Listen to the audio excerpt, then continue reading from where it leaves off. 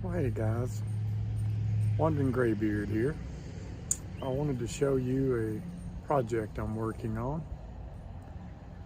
I'm going to take a trip up the river for about 15 miles, do an overnighter, but I've got to repair this canoe that I bought recently before I can do that. Let me show you what I've got to do. I picked this canoe up for about $180. I bought it because it only weighs 65 pounds. But I've got to make some repairs on it, and I'm going to try using some JB plastic repair and see how that holds up.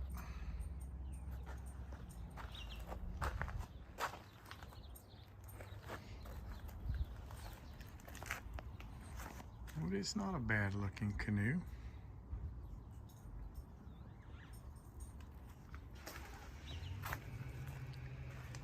Anyway, I'm in the planning stages where you drink coffee while you think about it. But I'll show you what it looks like after I make the repair. Hey guys, I just wanted to give you an update on my canoe. I used this JB Marina weld on it. It's starting to set up. It feels rubbery. But these were just some small little places that were scratched that I thought this might just give some added protection. I don't know how tough this is going to be when you start dragging it over things, but the folks that had this before me, they actually must have ran over some pretty sharp rocks. But this is my setup here. I actually cut a piece of milk jug and I'm welding it to the bottom of this boat. And I use that JB Marina weld to hold it in place, and this just had a scratch I covered. But I'll let you know, because I intend to use this canoe on my 15-mile Colorado River trip. And we'll see if this stays on or not, or if my patch comes loose. I'll show you what it looks like once it's completely set up and I can remove the bricks. I hope I'm not welding my bricks to my boat, but I guess we'll see.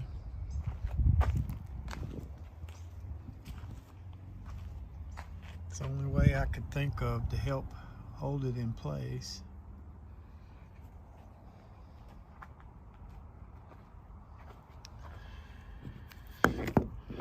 I watched a guy on YouTube and he says this stuff works really well. So we'll find out. Anyway, this is a Wandering Graybeard, and I'll check back in later. Well, it's not the prettiest patch in the world, but we'll see how it holds up. It's dried. It's got a little bit of a rubber texture to it. But I'll let it set for 24 hours and then I'm going to put it in the water and see how she does.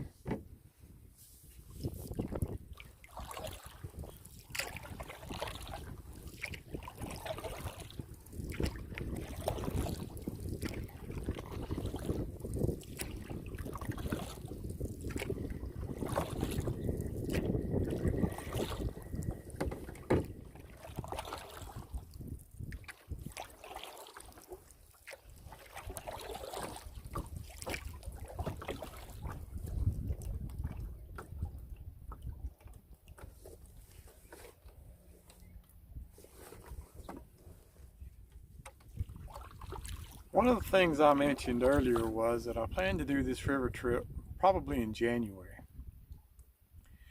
Right now it's deer season and going to be a lot of hunters out. And I'd hate to be pedaling down the river and disturb someone's hunting. Also in January, I'm hoping we've had a little more rainfall and our mesquites will go dormant.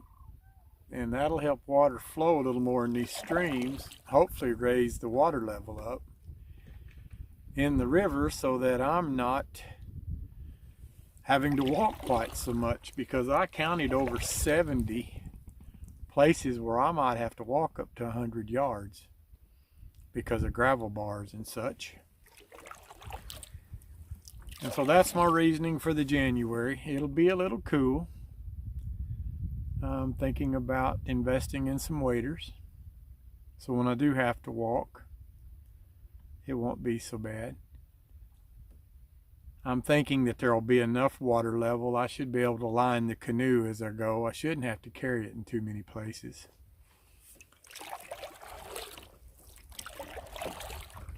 But I just intend to take that dry bag because I'm just doing one night.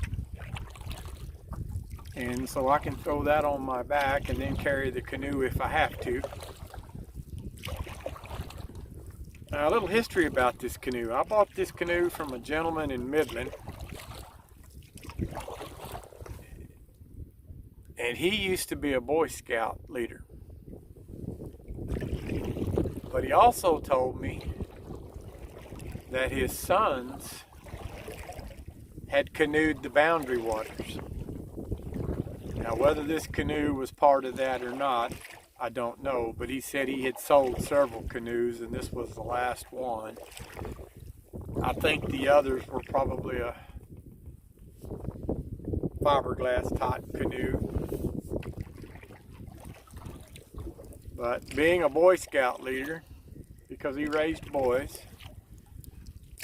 he said all those canoes got used quite frequently. But that's the history. Little history on this canoe is a lot of Boy Scouts probably pedaled it. I didn't get to meet the man personally. My son went and looked at the canoe and made the purchase for me. But I did get to talk with him on the phone. Very interesting gentleman. But so far I'm seeing no water in this canoe, other than where my paddle, I get a little water from swapping my paddle back and forth. So I'm very pleased. So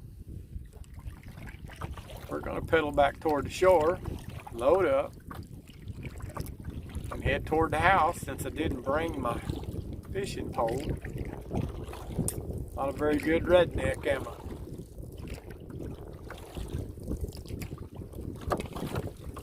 Anyway, let's see if we can get this thing turned around and head back toward shore.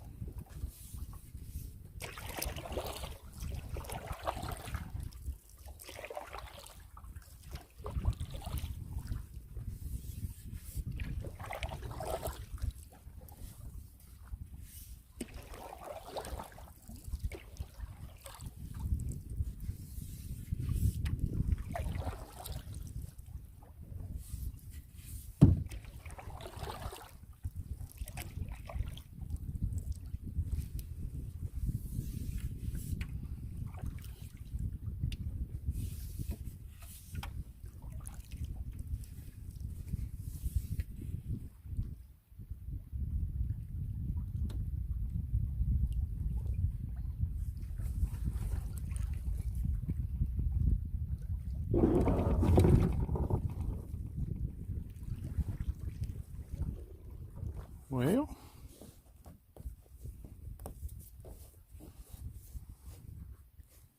looks like my patches held up.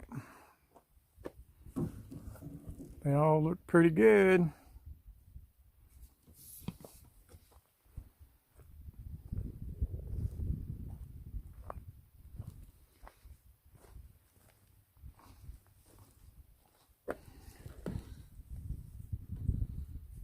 We'll examine them better when I get back to the house, but that stayed on there good.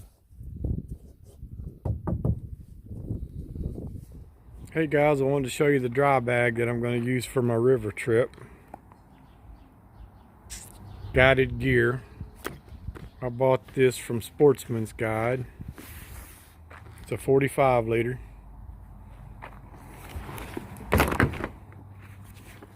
There's the back of it. Anyway, I think it'll make me a good dry bag for my adventure. When I do my 15-mile Colorado River trip. Alright guys, here's my map of my trip. I'm going to start out right here, right off Highway 67. That's where I'm going to launch. And then I will go under Highway 83 and I'll just travel the river.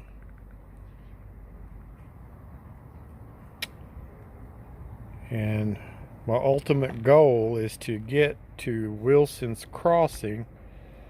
Mr. Wilson has given me permission to camp there overnight. And then from there I'm about 2 miles from my takeout. So I'll follow this river on around until I get to the 12-mile bridge. And my wife will take these county roads here to pick me up. But according to Google Earth, in measuring this, that's about 15 miles of river. And so I am excited to do this little adventure. Looks like it'll probably be in January sometime.